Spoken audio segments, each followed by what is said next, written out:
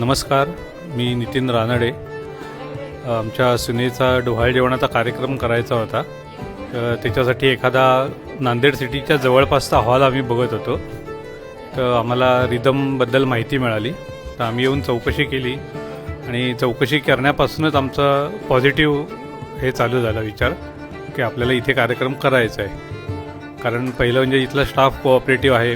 सुरुवातीला जेव्हा आम्ही माहिती घ्यायला आलो तेव्हासुद्धा खूप छान आम्हाला माहिती दिली गेली, एंटरटेन छान केलं गेलं आणि प्रत्यक्ष कार्यक्रमाच्या दिवशीसुद्धा सगळी सोय जेवणाची किंवा इतर सगळ्या ज्या काही व्यवस्था असतात त्या खूप छान होत्या.